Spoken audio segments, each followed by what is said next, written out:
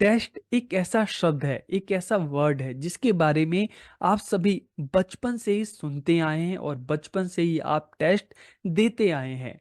चाहे हम weekly test की बात करें, हम मंथली टेस्ट की बात कर लें, हम क्वार्टरली टेस्ट की बात करें, हम मिड टर्म की बात करें या हम एनुअल एग्जाम्स की बात करें, तो आप बचपन से ही इस तरह के टेस्ट या एग्जाम देते आए हैं। लेकिन अब एक नया क्वेश्चन आता है कि टेस्ट के साथ अचीवमेंट क्यों लगाया गया है? आखिर ये अचीवमेंट है क्या? तो देखिए, अचीवमेंट का मतलब है कि एक टाइम पीरियड में आपको जो सब्जेक्ट पढ़ाया गया, आपने कितना सीखा, आपने कितना समझा, तो आपकी अपनी अचीवमेंट है। इसका पता लगाने के लिए जो टेस्ट हो रहा है उसको अचीवमेंट टेस्ट कहते हैं। और यहाँ पर अचीवमेंट आपकी भी है और अचीवमेंट टीचर की भी है कि एक टाइम पीरियड में टीचर ने जिन मेथड्स का यूज किया, जिन तरीकों का यूज किया, वो कितनी कारगर साबित हुई। तो टीचर की कितनी अचीवमेंट है, आपकी अपनी कितनी अचीवमेंट है, इसी अचीवमेंट का पता लगाने के लिए जो टेस्ट लिया जाता है उसे कहते हैं अचीवमेंट टेस्ट। तो आज की इस वीडियो में हम जानेंगे, समझेंगे अचीवमेंट टेस्ट होता क्या है, इसके क्या इंपॉर्टेंस है, इसके क्या टाइप्स हैं, और अचीवमेंट टेस्ट को डेवलप कैसे किया जाता है, कंस्ट्रक्ट कैसे किया जाता है, और इसको स्टैंडर्डाइज कैसे किया जाता है। तो इस वीडियो में हम इन सभी पॉइंट्स पर बात करने वाले हैं। तो वीडियो थोड़ी लंबी होने वाली है, लेकिन वीडियो को पूरा देखिए ताकि आप अचीवमेंट टेस्ट के बारे में अच्छे से जान सकें, अच्छे से समझ सकें। तो वीडियो को हम शुरू करते हैं। सबसे पहले अगर इसके कंसेप्ट को हम समझने की कोशिश करें तो various types of student come to take education in different classes of the school. कि स्टूडेंट स्कूल जाते हैं किस लिए? नॉलेज को, स्किल को एक्वायर करने के लिए, सीखने के लिए। लेकिन हमें देखते हैं कि स्टूडेंट की मेंटल एबिलिटीज और लर्निंग पावर अलग अलग होती है। कोई स्टूडेंट जल्दी सीखता है तो किसी को सीखने में टाइम लगता है। कोई मैथ में अच्छा होता है, कोई साइंस में अच्छा होता है, कोई लैंग्वेज में अच्छा होता है, कोई आर्ट एंड क्राफ्ट में अच्छा होता है। तो इस तरह से अलग अलग स्टूडेंट को हम देखते हैं, तो सबकी जो लर्निंग पावर है, ठीक है, अलग अलग होती है। तो किस तरह से हम पता लगाएं कि कौन सा स्टूडेंट किस सब्जेक्ट में ज्यादा अच्छा है, उसकी स्ट्रेंथ क्या है, उसकी वीकनेस क्या है, इसका कैसे पता लगाया जाए? स्कूल में जब स्टूडेंट एडमिशन लेता है और एक क्लास से दूसरी क्लास में जाता है, दूसरे से तीसरी में जाता है, तो एक पर्टिकुलर टाइम में स्टूडेंट ने क्या सीखा, कितनी नॉलेज उसने गेन की, तो इसका पता लगाया कैसे जाए? तो इसके लिए टेस्ट कंडक्ट किया जाता है। और इस टेस्ट को अचीवमेंट टेस्ट इसलिए कहते हैं क्योंकि एक पर्टिकुलर टाइम पीरियड में स्टूडेंट ने कितना अचीव किया, जो भी टीचर्स ने अलग अलग मेथड्स के थ्रू, टेक्नोलॉजी का सहारा लेकर, बुक्स का सहारा लेकर जो जो चीजें बच्चों को सिखाई, तो बच्चे ने कितना अचीव किया, बच्चे ने कितना सीखा, तो उसकी इसी अचीवमेंट का पता लगाने के लिए जो टेस्ट कंडक्ट किया जाता है उसको अचीवमेंट टेस्ट कहते हैं। तो आपको समझ में आ गया होगा कि इस टेस्ट को अचीवमेंट टेस्ट या उपलब्धि परीक्षण क्यों कहा जाता है। क्योंकि एक टाइम पीरियड में स्टूडेंट ने जो भी चीजें अचीव की हैं, जो भी अलग अलग सब्जेक्ट में उसने सीखा है, तो उसके इस अचीवमेंट का पता लगाने के लिए टेस्ट लिया जा रहा है, इसलिए इसको उपलब्धि परीक्षण या अचीवमेंट टेस्ट कहते हैं। ठीक है, तो कंसेप्ट आपको समझ में आ गया होगा। अब हम इसके मीनिंग की बात करें तो अचीवमेंट टेस्ट आर दो test with the help of which the student achievement in the subject taught in the school and the skill taught is ascertained। कि उपलब्धि परीक्षाएं वे परीक्षाएं हैं जिसके द्वारा स्टूडेंट ने स्कूल में, क्लास में, पर्टिकुलर सब्जेक्ट में कितनी चीजें उसने सीखी है, कितना नॉलेज उसने सीखा है, इसका पता लगाने के लिए जो टेस्ट लिया जाता है उसी को अचीवमेंट टेस्ट या उपलब्धि परीक्षण कहा जाता है। These are mainly constructed to measure the nature and extent of learning of the student। कि इसका निर्माण विद्यार्थियों के सीखने के स्वरूप और सीमा का मापन करने के लिए किया जाता है। ठीक है, स्टूडेंट किस तरह से सीख रहा है और कितना सीख रहा है, कितना सीखा उसने, इसी का मापन करने के लिए टेस्ट लिया जाता है। It evaluates the current ability of the student और the extent of their knowledge in the area of a specific subject. कि इसमें पता लगाया जाता है कि स्टूडेंट के आज के टाइम में उसकी क्या नॉलेज है, उसकी क्या योग्यता है, उसकी क्या क्षमता है, और किसी स्पेसिफिक सब्जेक्ट में उसकी नॉलेज क्या है। मैथ्स में कितना आता है, साइंस में कितना आता है, लैंग्वेज में कितना आता है, तो इन्हीं चीजों का पता लगाने के लिए टेस्ट लिया जाता है। अब इसके नीड की बात करें, ठीक है, तो it measures the knowledge and skill given. कि इसमें किस चीज का पता लगाया जाता है कि एक पर्टिकुलर टाइम पीरियड में टीचर ने स्टूडेंट को जो जो सिखाया है, जो जो बताया है, ठीक है, पर्टिकुलर सब्जेक्ट में, तो उस चीज का पता लगाने के लिए, उस नॉलेज और स्किल का पता लगाने के लिए टेस्ट कंडक्ट किया जाता है। Through this the knowledge and achievement of the student is known, कि इसके द्वारा विद्यार्थी के ज्ञान तथा उपलब्धि का पता लगाया जाता है। एंड इन दिस, किस तरह से टेस्ट कंडक्ट किया जाता है, कुछ क्वेश्चंस बनाए जाते हैं, डिजाइन किए जाते हैं, और उन क्वेश्चंस के थ्रू ही स्टूडेंट की जो अचीवमेंट है, ठीक है, उसका पता लगाने की कोशिश की जाती है, उसको मेजर किया जाता है। It show the current progress of the student, इससे विद्यार्थी की वर्तमान प्रगति का पता चलता है। Under this different test are made according to the different of subject, कि इसके अंतर्गत विषयों की भिन्नता के अनुसार अलग अलग परीक्षण बनाए जाते हैं। मैथ्स का अलग, साइंस का अलग, लैंग्वेज का अलग, तो अलग अलग सब्जेक्ट है तो उनके लिए अलग अलग टेस्ट बनाए जाते हैं। It show the achievement potential of the individual, कि व्यक्ति की उपलब्धि की क्षमता का प्रदर्शन करता है कि बच्चे ने किसी पर्टिकुलर सब्जेक्ट में उसकी क्या अचीवमेंट है। तो रिजल्ट के थ्रू टेस्ट हो जाता है, उसके बाद जो रिजल्ट आता है उसके थ्रू उसको क्या किया जाता है, उसको उसका प्रदर्शन किया जाता है, उसके बारे में पता चलता है कि स्टूडेंट की जो एबिलिटीज थी क्या थी, क्या रही।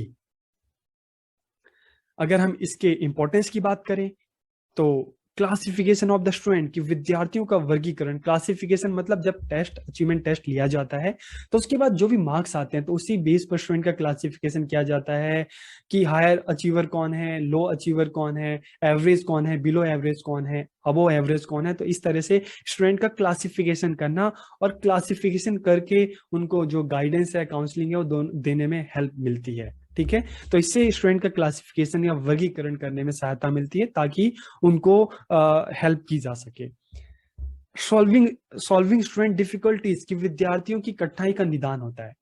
जब प्रॉब्लम पता चलेगी तभी तो उसका सॉल्यूशन होगा। तो टेस्ट के थ्रू किस सब्जेक्ट में स्टूडेंट की क्या प्रॉब्लम है उसका पता चलता है और इस हिसाब से सॉल्यूशन दिया जाता है, रेमेडियल क्लासेस चलाई जाती है। मोटिवेशन ऑफ द स्टूडेंट, विद्यार्थियों को प्रेरणा। आपका जब टेस्ट होता है, आप एग्जाम देते हैं, रिजल्ट आता है, तो कई बार जब रिजल्ट आपको मिलता है तो आपको लगता है कि नहीं, इस सब्जेक्ट में मैं और अगर थोड़ा ट्राई करता तो मेरे और अच्छे नंबर आ सकते थे, मुझे नेक्स्ट टाइम और अच्छा करना है। तो इससे मोटिवेशन भी मिलती है।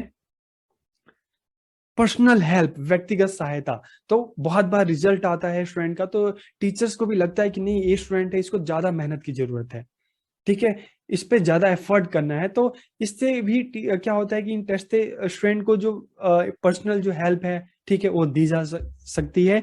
और इसी के बेस पर जो भी रिजल्ट आता है उसी के बेस पर स्टूडेंट की गाइडेंस एंड काउंसलिंग की जाती है कि स्टूडेंट फ्यूचर में क्या कर सकता है, उसको किस एरिया में जाना चाहिए, उसके कौन से सब्जेक्ट के साथ आगे बढ़ना चाहिए। तो गाइडेंस एंड काउंसलिंग में भी हेल्प मिलती है। अगर हम इसके टाइप्स की बात करें तो there are two types of achievement test, standardize test and teacher made test. Standardize test को प्रमापित या मानकीकृत परीक्षण भी कहते हैं, और टीचर मेड मतलब शिक्षक निर्मित परीक्षण। तो दोनों है क्या, उसके बारे में हम समझते हैं। तो सबसे पहले अगर हम स्टैंडर्डाइज टेस्ट की बात करते हैं तो इनका निर्माण विशेषज्ञों तथा मनोवैज्ञानिकों के द्वारा किया जाता है। ठीक है, these are made by experts and psychologist. तो इसको हर कोई नहीं बना सकता, हर टीचर नहीं बना सकता। इसको कौन बनाएगा, जो किसी स्पेसिफिक सब्जेक्ट में जो एक्सपर्ट टीचर है वो बनाएगा, या कोई psychologist. Okay, they are constructed according to certain rules, norms and principle, कि इनका निर्माण निश्चित नियमों, सिद्धांतों, मानदंडों के अनुसार किया जाता है। ऐसे नहीं कि आपने बुक देखा उसमें से आपने ऐसे बना लिया, नहीं। जो कुछ रूल्स होते हैं, रेगुलेशन होते हैं, ठीक है, प्रिंसिपल्स होते हैं, उसके अनुसार ये टेस्ट बनाए जाते हैं। ठीक है, these are made for different classes and subject. इसका निर्माण विभिन्न कक्षाओं तथा विषयों के लिए किया जाता है। जैसे बोर्ड की क्लासेस होती हैं, उसमें अलग अलग जो सब्जेक्ट्स होते हैं तो उनके जो पेपर्स बनाए जाते हैं। ठीक है, तो बोर्ड के पेपर हर कोई नहीं बनाता, उसमें जो एक्सपर्ट टीचर होते हैं वो बनाते हैं उसको।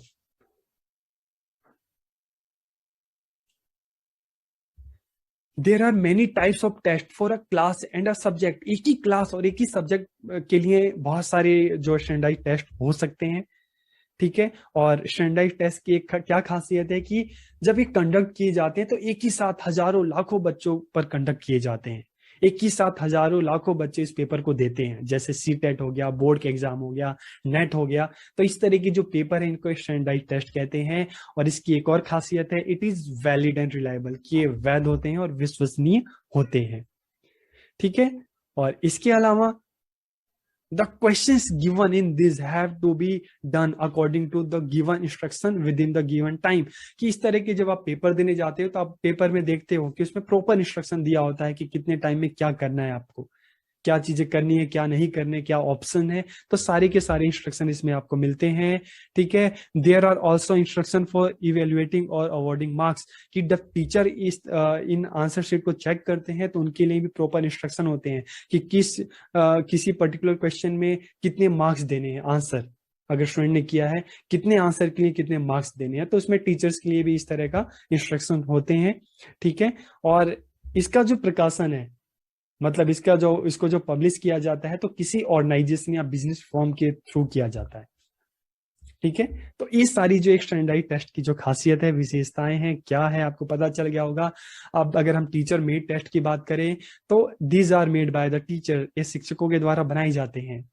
It can be subjective and objective, subjective भी हो सकते हैं, ऑब्जेक्टिव भी हो सकते हैं। तो आत्मनिष्ठ या वस्तुनिष्ठ सब्जेक्टिव क्या होते हैं, जैसे आप क्लास टेस्ट देते हैं तो उसमें कई क्वेश्चंस ऐसे होते हैं जिसमें आपको ऐसे टाइप में आंसर लिखना पड़ता है, तो आपको लगता है कि हाँ मैंने भी सेम आंसर लिखा, उस दूसरे ने भी लिखा, लेकिन उसको ज्यादा मिले मुझे कम मिले। तो सब्जेक्टिव में मतलब थोड़ा हेर फेर की टीचर के मूड पे डिपेंड करता है।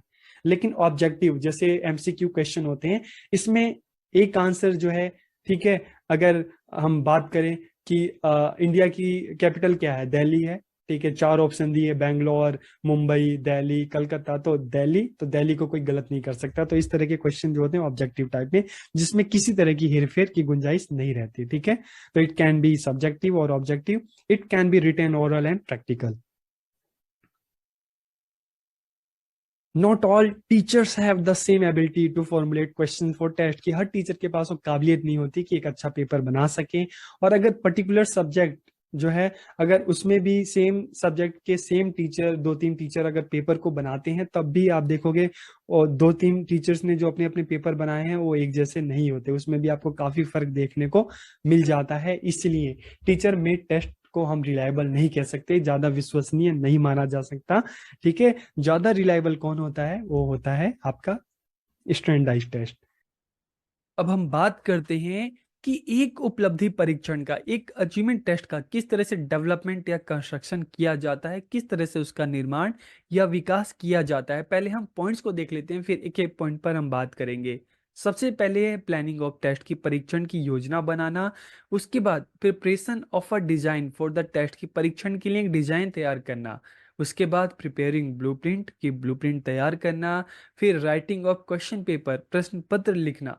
उसके बाद प्रिपरेशन ऑफ द स्कोरिंग की एंड मार्किंग स्कीम, की अंकन कुंजी और अंकन योजना तैयार करना। और लास्ट में आता है एनालिसिस, विश्लेषण।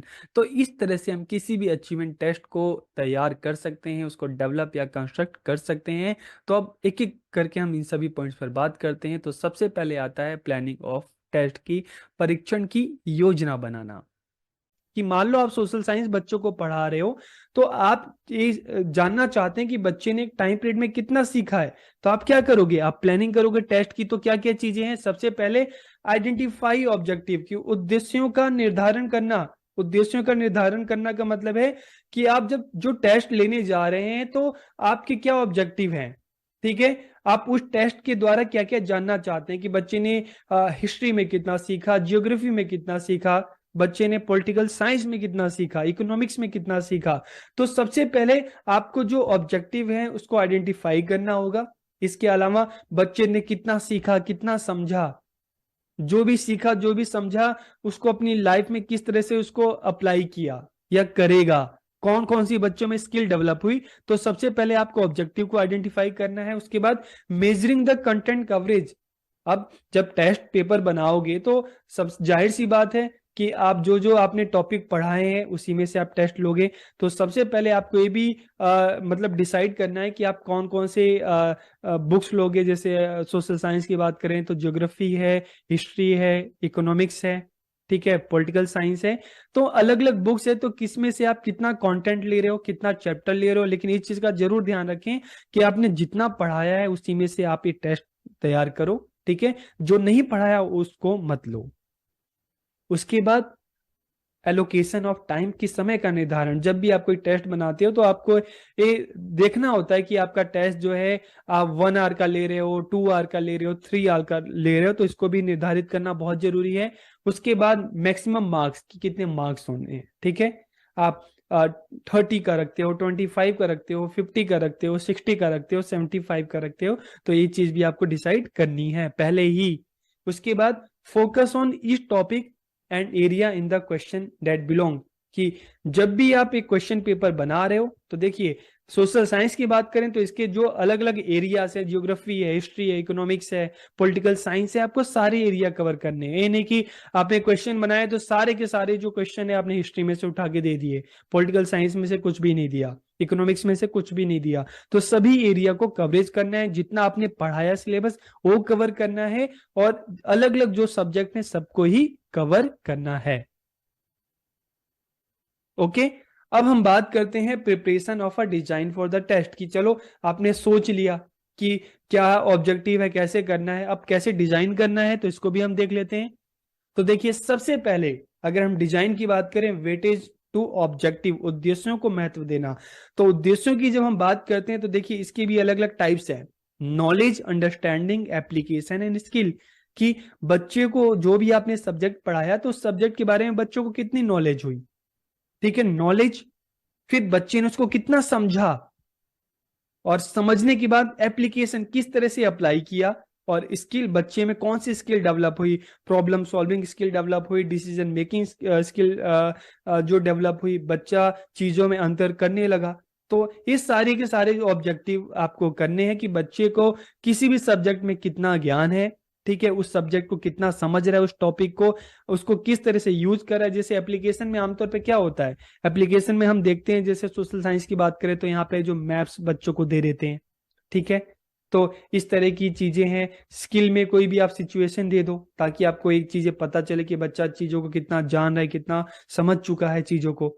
ठीक है, तो इस तरह से जो ऑब्जेक्टिव है, तो ऑब्जेक्टिव को भी अलग अलग जो ऑब्जेक्टिव उनको वेटेज देना है। अब जब आप थर्ड सेमेस्टर में जब स्कूल्स में जाएंगे, लेसन प्लान बनाएंगे, तो ये ऑब्जेक्टिव बार बार आपके सामने आएगा कि नॉलेज, मान लो आप बच्चों को सोशल साइंस पढ़ा रहे हो, ठीक है, सोशल साइंस में आपने बच्चों को इंडस वैली सिविलाइजेशन या हड़प्पा संस्कृति जो है, सिंधु घाटी की सभ्यता आपने पढ़ाया, तो देखो नॉलेज की बात करें तो हमें बेसिक नॉलेज है कि सिंधु घाटी जो सभ्यता है, सिविलाइजेशन है, उसका संबंध जो भारत से है। ठीक है, भारत से है, और वहीं से जो हम भारतीय सभ्यता का जन्म हुआ, इतना तो पता है। लेकिन जब हम अंडरस्टैंडिंग की बात करेंगे कि उसके बारे में जानना कि सिंधु घाटी की सभ्यता कहाँ तक फैली थी, भारत में कौन कौन से स्टेट है जहाँ पे आज भी उसके जो अवशेष हैं पाए जाते हैं, तो इसके लिए तो उसको आपको पढ़ना जरूरी है। तो अंडरस्टैंडिंग, ठीक है। एप्लीकेशन, कि अब चलो जो भी सिंधु घाटी की सभ्यता है, मैप में जो क्वेश्चन आ गए, तो मैप में दिखाना है कि भाई कहाँ कहाँ सिंधु घाटी की जो सभ्यता है, कौन कौन से एरियाज हैं, आप मैप में उसको दिखाओ। तो उस चीज को आपने अप्लाई किया।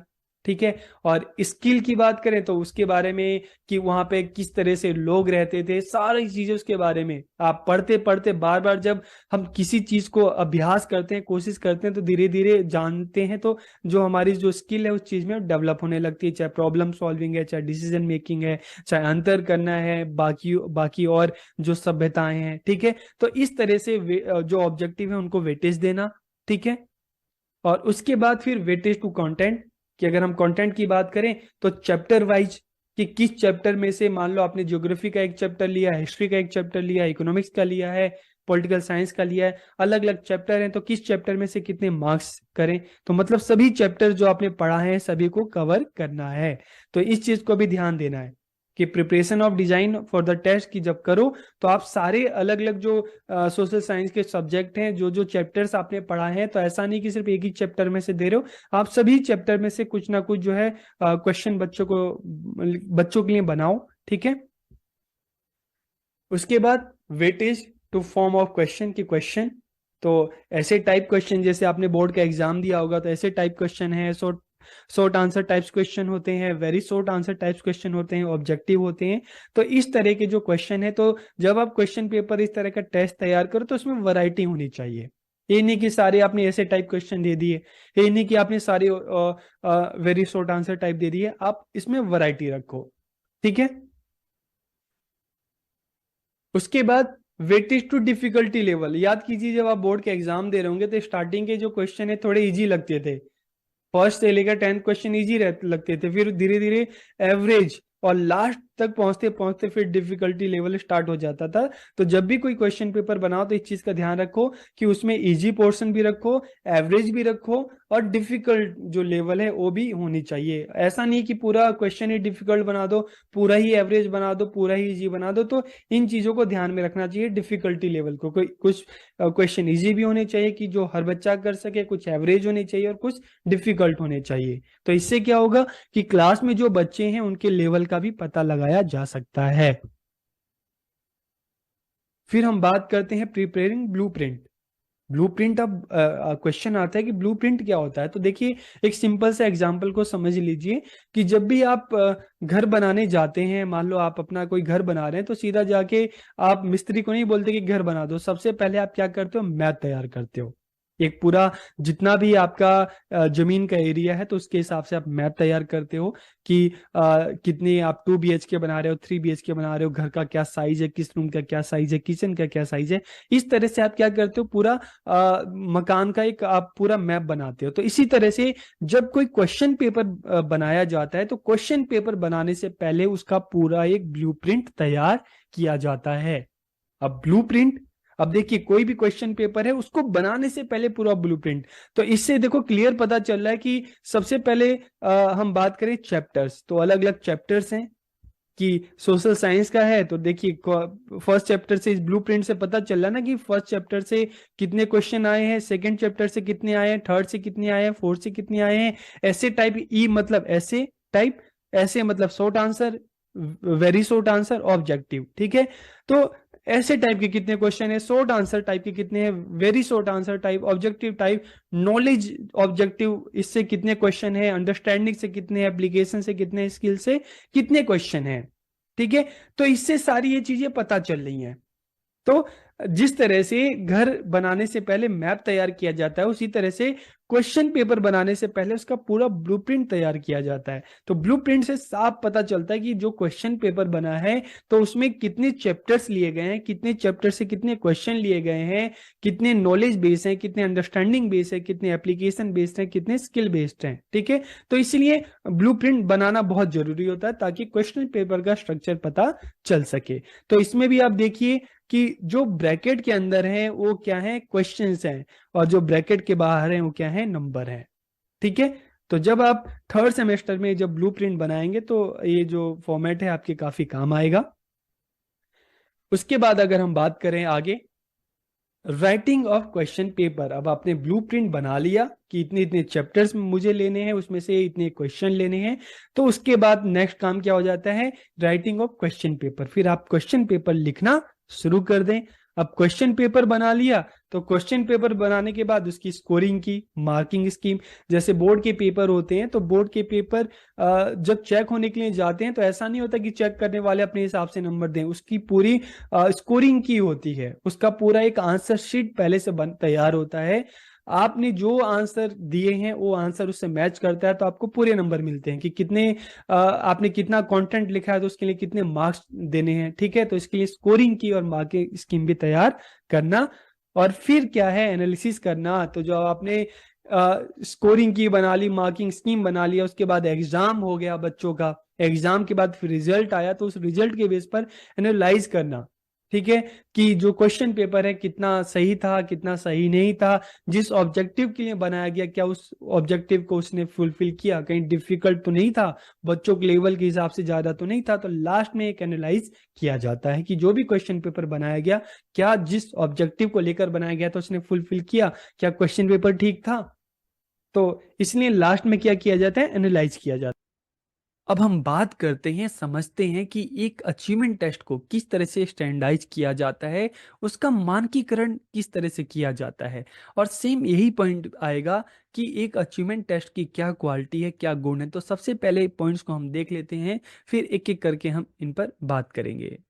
रिलायबिलिटी, विश्वसनीयता, उसके बाद वैधता, वैलिडिटी, वस्तुनिष्ठता, ऑब्जेक्टिविटी, व्यापकता, कॉम्प्रिहेंसिवनेस, विवेककारिता, डिफरेंशिएशन, और लास्ट में हम बात करते हैं प्रैक्टिकलिटी, व्यवहारिकता।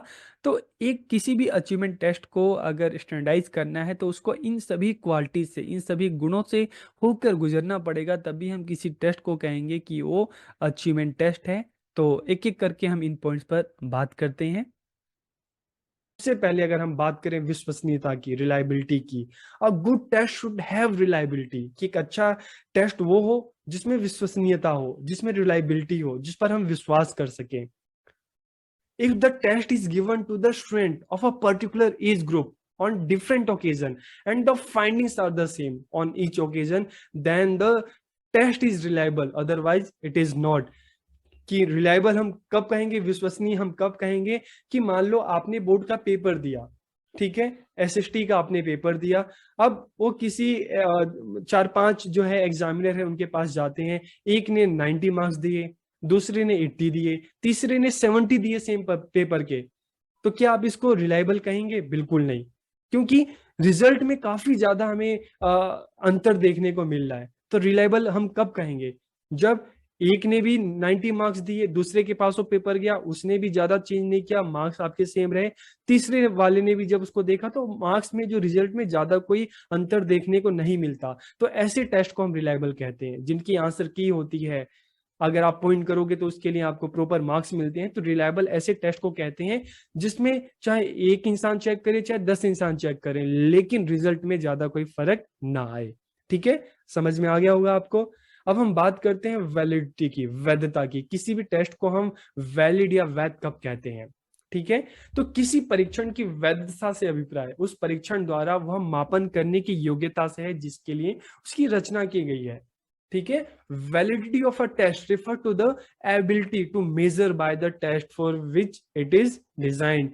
इसका मतलब है कि मान लो एसएसटी का पेपर है, ठीक है, तो जाहिर सी बात है जब एसएसटी का पेपर बनाया गया है तो एसएसटी के अपने ऑब्जेक्टिव होते हैं, ठीक है, कि आप अपने पास्ट को जानो, आप अपने ज्योग्राफी को जानो, पॉलिटिक्स को जानो, ठीक है, इसी फील्ड में टेस्ट ऐसा हो जिसमें आपकी नॉलेज का पता चले, आपकी अंडरस्टैंडिंग का पता चले, आपका उस सब्जेक्ट में क्या इंटरेस्ट है इसका पता चले, तभी हम उस टेस्ट को वैलिड कहेंगे। ऐसा नहीं कि एसएसटी का पेपर है और उसमें से जो क्वेश्चन दिए गए हैं वो साइंस के क्वेश्चन दिए गए हैं, मैथ्स के क्वेश्चन दिए गए हैं, लैंग्वेज के क्वेश्चन दिए गए हैं, तो ऐसे टेस्ट को हम वैलिड नहीं कहेंगे। वैलिड हम उसी कहेंगे जो पेपर आप दे रहे हो उस पेपर में उसी से रिलेटेड क्वेश्चन आए, ठीक है, और क्वेश्चन ऐसे हो जिससे आपकी नॉलेज का पता चले, उस सब्जेक्ट में आपकी अंडरस्टैंडिंग का पता चले, आपके इंटरेस्ट का पता चले। तो any test paper used in the evaluation will be considered valid only if it is evaluates the knowledge, understanding, skill, interest related to the subject। कि किसी भी जांच पत्र को वैध तभी हम कहेंगे जब उसके द्वारा विषय से संबंधित ज्ञान, समझ, कौशल, रुचि आदि का मूल्यांकन हो। जैसे आप सब जब अपना बीएड का या डीएलएड का सिलेबस देखते हैं तो सिलेबस में यूनिट से पहले ऑब्जेक्टिव होते हैं कुछ, तो उसका मेन पर्पस क्या है कि उन ऑब्जेक्टिव्स को पूरा करना। तो क्वेश्चन भी वैसे होने चाहिए, ना कि कहीं बाहर से दे दिए हो। ठीक है, ये आपको समझ में आ गया। अब हम थर्ड बात करते हैं वस्तुनिष्ठता, ऑब्जेक्टिविटी। तो ऑब्जेक्टिविटी क्या होता है? Objectivity of a test refer to the absence of personal influence of the examiner on the test. कि किसी परीक्षण की वस्तुनिष्ठता से अभिप्राय उस परीक्षण पर परीक्षक का व्यक्तिगत प्रभाव न पड़ने से है। मतलब क्या है इसमें? एब्सेंस ऑफ पर्सनल इन्फ्लुएंस, कि किसी टीचर का अपना व्यक्तिगत प्रभाव उस पर ना पड़े, कि टीचर ने जानबूझ के नंबर कम कर दिए, जानबूझ कर ज्यादा कर दिए।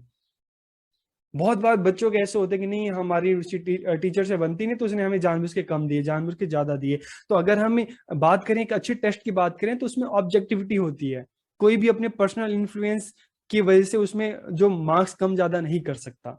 ठीक है, तो इसमें इस तरह की कोई आप कह सकते हो कि डिस्क्रिमिनेशन नहीं होता। अब्सेंस ऑफ पर्सनल इन्फ्लुएंस की व्यक्तिगत प्रभाव का कोई असर नहीं पड़ता।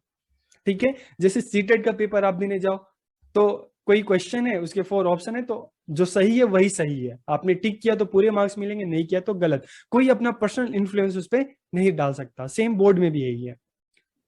फिर हम बात करते हैं कॉम्प्रिहेंसिवनेस की, व्यापकता। ठीक है, कि comprehensiveness of a test refer to the maximum inclusion of facts related to the syllabus in it. कि किसी परीक्षण की व्यापकता से अभिप्राय उसमें पाठ्यक्रम से संबंधित सभी तथ्यों के अधिकतम समावेशन से है।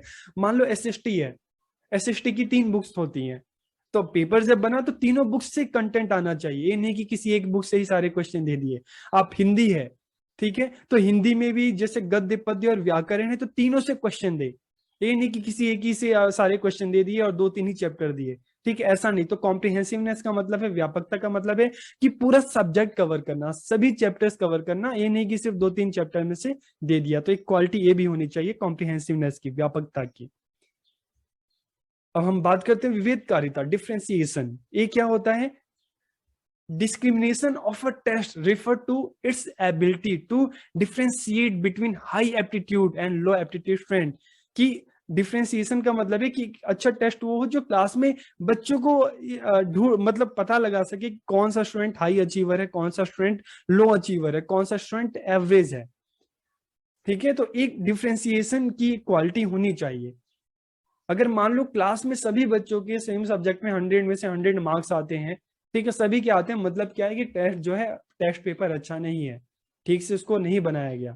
ठीक है, तो ये भी क्वालिटी होनी चाहिए एक अच्छे टेस्ट पेपर में, डिफ्रेंसिएशन की।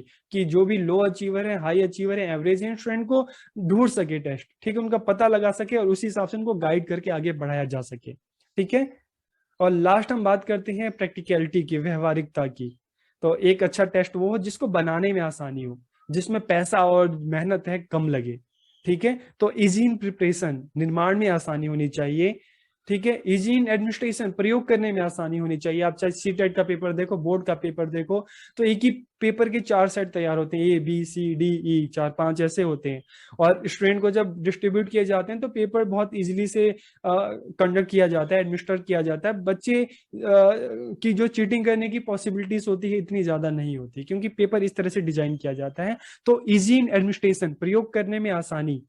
Easy in scoring and interpretation, कि अंक लगाने और परिणाम निकालने में भी आसानी, क्योंकि इन अच्छा टेस्ट वो है जिसकी आंसर की पहले से हो, ताकि चेक करने वाले को स्कोर देने में और जो परिणाम है, ठीक है, उसको इंटरप्रेट करने में कोई मुश्किल ना हो, अगर पहले से ही आंसर की होगी। ठीक है, तो इसे हम क्या कहते हैं? प्रैक्टिकलिटी, जहाँ पे बनाने कैसे बनाना है उसमें ज्यादा पैसा और ज्यादा मेहनत ना लगे, आराम से उसको कंडक्ट किया जा सके, और जब उसका रिजल्ट हो तो उसको भी स्कोर जो उसको देने में, ठीक है, और रिजल्ट को इंटरप्रेट करने में ज्यादा प्रॉब्लम ना। इस तरह से आज की इस वीडियो में हमने जाना, हमने समझा, हमने सीखा कि एक अचीवमेंट टेस्ट होता क्या है, उसके टाइप्स क्या हैं, उसकी इम्पोर्टेंस क्या है, किस तरह से एक अचीवमेंट टेस्ट को डेवलप या कंस्ट्रक्ट किया जाता है, और किस तरह से एक अचीवमेंट टेस्ट को स्टैंडर्डाइज किया जाता है, या एक अचीवमेंट टेस्ट की क्या क्या क्वालिटीज़ हैं। तो वीडियो आपको कैसा लगा कमेंट करके ज़रूर बताइए। आप सबका बहुत बहुत धन्यवाद।